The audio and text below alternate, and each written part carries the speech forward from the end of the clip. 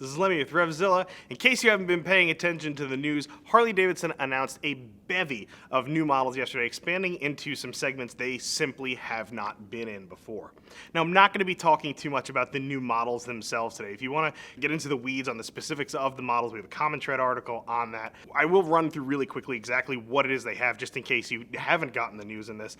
They've expanded into some markets we just haven't seen them. They have an adventure bike now, the Pan America. Never thought I'd see that from Harley Davidson. They also have a street fighter, and this is a legitimate street fighter. This thing is not a warmed over sort of a street rod attempt at things. They went all out on this thing. It looks like a very legit naked motorcycle. And then bringing up the rear, they also announced intent for in 2019, we're going to see their Livewire concept come through to fruition as an actual new model. They've reworked the thing, and we're actually going to see that before we see the other bikes, which are being released as 20 models. They're also following up that electric bike here with some smaller electric machines intended for emerging markets. So we're going to see those probably for sale outside the United States.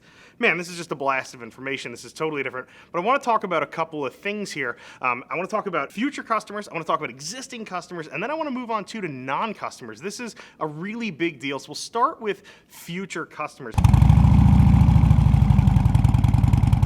The intended customer, it really is not anybody who's existing right now as a customer, I think, for Harley Davidson. We need to think younger than that. Again, these models are going to be pushed out by a couple of years just in terms of when we actually see them on the sales floor. Plus, let's also remember, too, these things are probably going to last a generation. A generation of motorcycles might be 4, 5, 6 years. So we really need to think about who's going to be buying a bike then. And I think you can actually find that buyer if you swing down to your college campus. Find somebody who was born around 1995. You're looking for the senior at the college. And the reason I'm saying this is they're kind of right in Harley's crosshair. Somebody who has a college education, very likely to be making a little bit more money than a non-college educated counterpart. Makes sense. Harley Davidson's viewed as a premium brand. They charge premium prices for things. Another reason this is important too is these people don't have necessarily the cultural baggage that comes along with Harley Davidson. When you say Harley Davidson, especially to an experienced motorcyclist in this country, and as well to some people who are not experienced motorcyclists, I think that conjures up all sorts of images. The younger a person is, the less exposure they have to those images. So regardless of how you feel about these motorcycles as you're looking at them or learning about them, remember that this is probably who Harley is aiming at, not necessarily somebody who's currently in the motorcycle market. Yet people who are in the motorcycle market as we speak also, certainly have their place, and they're going to have their opinions as well. When this news dropped yesterday, my phone was blowing up with friends, with colleagues, industry folks who kind of wanted to, sort of talk about things. And a lot of them had sort of this recurring theme. Harley has forgotten their target market.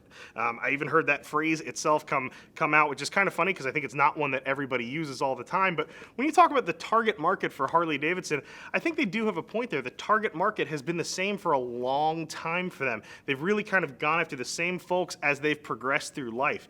Not necessarily a terrible strategy all the time in the short term, however, long term, it doesn't really add up. Instead, I think these people realized they're no longer the target market. No one is ever the apple of a company's eye forever and ever.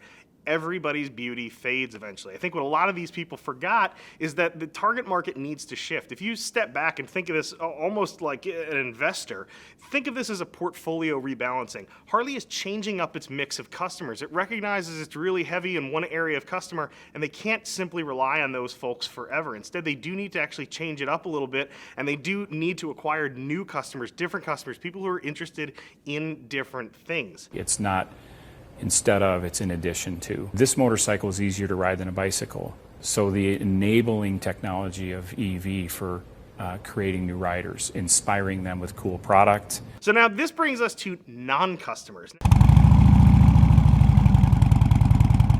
I saw the comment made in a couple different places, but it really makes a bunch of sense that for many non-riders in America, Harley Davidson is motorcycling. That's just what people think of. You think of your stereotypical Harley air-cooled motorcycle and the leather-clad outlaw on top of it. As shop-worn as that stereotype may be, that's just the one we have. That's the one that kind of comes along, I think, with motorcycling in general in this country.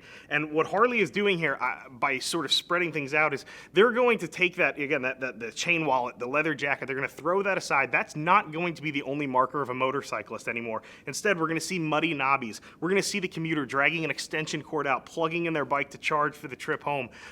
We are going to see rashed knee pucks. These are now going to be signifiers to people who are not motorcyclists that this is what motorcycling is.